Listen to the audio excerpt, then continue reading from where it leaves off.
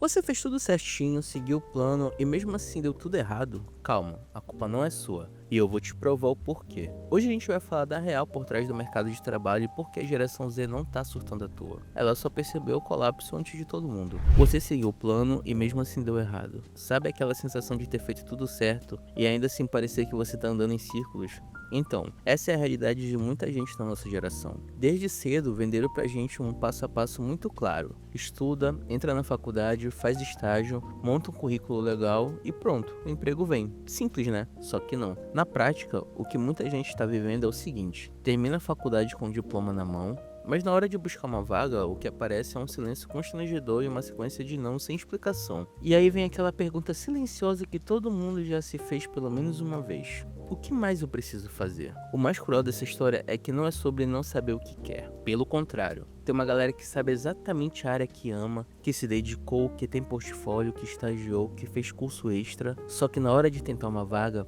parece que o mercado responde com uma porta trancada e um cartaz escrito: volta quando for mais experiente. Isso mexe com a cabeça. Você começa a questionar se o problema é você. Se escolheu o curso errado, se tá atrasado, se devia ter feito mais. Quando, na real, o sistema é que tá completamente fora da realidade. É tipo aquele jogo que promete aventura e recompensa depois do tutorial, mas na hora que você termina a introdução, o mapa trava. Fica girando, girando e você ali parado com a mochila pronta, sem conseguir sair do lugar. A gente cresceu ouvindo que esforço gera resultado, mas o que ninguém falou é que o jogo virou no modo hard, e mesmo que você siga todas as regras, ainda pode ser reprovado antes de começar. É como se a largada tivesse sido dada, mas metade dos corredores ainda estão presos no vestiário tentando achar a porta. Esse dilema gera um sentimento muito silencioso, a sensação de inutilidade. Você quer contribuir, quer crescer, tem disposição, mas ninguém te dá espaço e isso vai minando sua autoestima aos poucos. Porque uma coisa não é saber o que quer, outra bem diferente é saber, e mesmo assim não ter chance nenhuma de mostrar. Experiência virou desculpa para não contratar jovem, a frase mais ouvida nas entrevistas de emprego nos últimos tempos. Você tem um ótimo perfil, mas ainda falta experiência. É tipo um carrossel infinito onde o ingresso para subir no brinquedo é já ter andado nele antes. A lógica é meio absurda. Como é que alguém vai ter prática se ninguém dá chance de começar? O mercado virou um lugar onde ser iniciante é sinônimo de problema, e isso é insano. Afinal, todo mundo que hoje é sênior um dia foi júnior.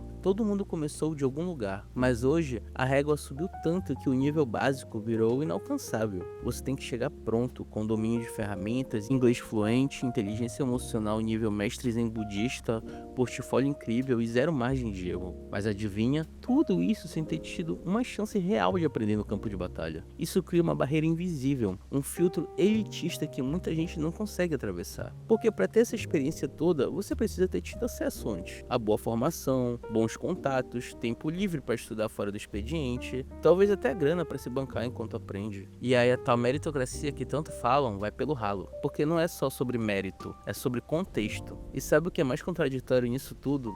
As empresas vivem falando sobre diversidade, valorização da juventude, inovação, postam no LinkedIn campanhas lindas, falam sobre o futuro, mas quando você entra no processo seletivo, o que rola é um filtro que exclui geral. Quem veio de escola pública, quem não fala inglês fluente, quem não tem 1000 cursos extras no currículo. A verdade é que, para muita vaga, o que menos pesa é a vontade de aprender. O que conta é quão pronto você parece estar, mesmo sem nunca terem te dado a chance de se preparar. É uma cultura que finge que está olhando para o futuro, mas continua operando com base em um modelo ultrapassado, cheio de portas fechadas. E isso é frustrante, porque tem uma galera jovem com energia, criatividade, disposta a aprender, que simplesmente não é vista. Empreender virou o plano B forçado da geração cansada. Sabe aquele papo de se ninguém te dá uma oportunidade, cria a sua? Parece bonito na frase de efeito, até você perceber que na prática muita gente está empreendendo hoje porque simplesmente não sobrou alternativa. É isso, o plano B virou o plano A porque o sistema travou. Você tenta entrar no mercado, se frustra com os requisitos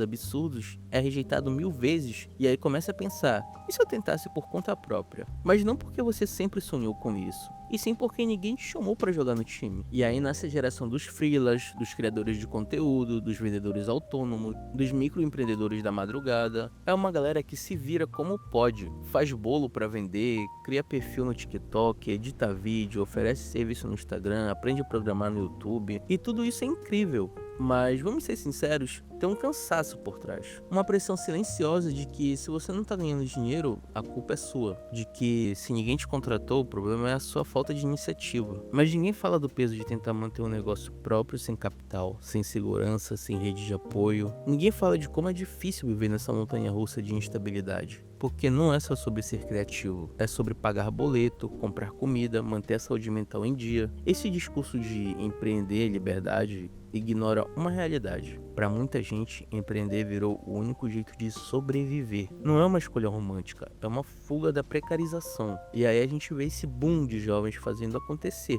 quando na verdade muitos só estão tentando não afundar. Não é que essa geração não queira trabalhar, é que o mercado não está oferecendo espaços acessíveis, então ela está tentando criar brechas por conta própria, mesmo cansada. Rejeição constante mais comparação online igual a crise de identidade precoce. Agora imagine o seguinte cenário: você passa meses aplicando para vaga, faz currículo com design bonito, escreve carta de apresentação, faz curso, estuda para entrevista, e o que você recebe em troca? Silêncio. Ou pior ainda, aquela resposta automática: optamos por seguir com outro perfil. Isso vai batendo na autoestima de um jeito sutil e destrutivo. Você começa animado, acreditando que dessa vez vai, mas conforme o tempo passa e nada acontece, o pensamento muda. De não fui escolhido pra acho que eu não sou bom o suficiente. E aí entra o combo mortal: comparação. Enquanto você tá ali se sentindo um fracasso, abre o LinkedIn e vê alguém da sua idade sendo promovido. No Instagram, fulano já tá viajando com o dinheiro do job dos sonhos. Ciclano abriu uma empresa, viralizou no Reels e comprou um apartamento. E você terminou de assistir um vídeo sobre como organizar um currículo no Canva. Esse bombardeio de conquistas alheias vira uma espécie de espelho distorcido. Você começa a se olhar com nojo, como se fosse o único que tá travado. E não, você não tá. A gente só esquece que o que aparece no feed é o final do filme. Ninguém mostra os bastidores. Ninguém posta os nãos, as crises de choro, os momentos de dúvida, o tanto de vezes que pensaram em desistir. O efeito colateral disso tudo é pesado. Gente de 22, 23 anos com crise de identidade, burnout precoce, sensação de fracasso antes mesmo de ter tido tempo de tentar direito. É como se a corrida da vida tivesse começado e você já estivesse ficando para trás na primeira volta. Mas o mais doido, essa crise não vem porque a geração Z não quer trabalhar. Ela vem porque a geração Z quer muito, mas não encontra o espaço. Quer se provar, quer construir algo, quer fazer sentido. Só que toda tentativa de entrar no jogo vira um paredão de não. Talvez depois, perfil inadequado. A geração Z não tá reclamando demais. Ela só tá enxergando a real antes do tempo. Se tem uma coisa que essa geração entendeu cedo demais é que o sistema não funciona como prometeram. Não é mimimi, nem vitimismo, nem comodismo, é realidade. A geração Z tá sacando antes da hora que o mercado de trabalho não foi feito para acolher gente nova. Foi feito para cobrar experiência sem oferecer espaço, exigir produtividade sem respeitar tempo, vender motivação enquanto te entrega burnout.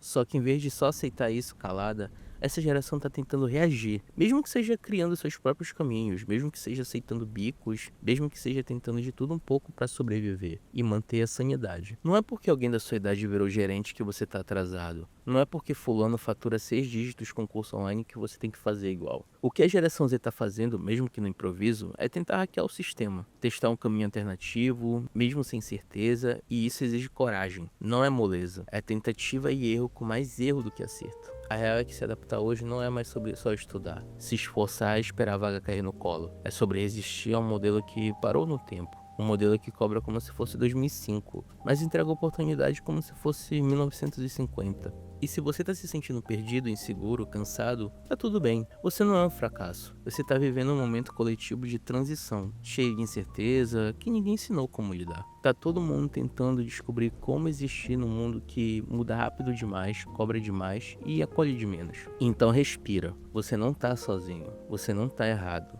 Você só tá começando. Se esse vídeo fez sentido pra você, deixa o seu like e se inscreve no canal, que isso me ajuda muito a trazer mais conteúdos como esse aqui pro canal. Espero ter ajudado vocês e comenta aqui embaixo se você acha que a geração Z tá certa. Eu vejo vocês no próximo vídeo. Até mais.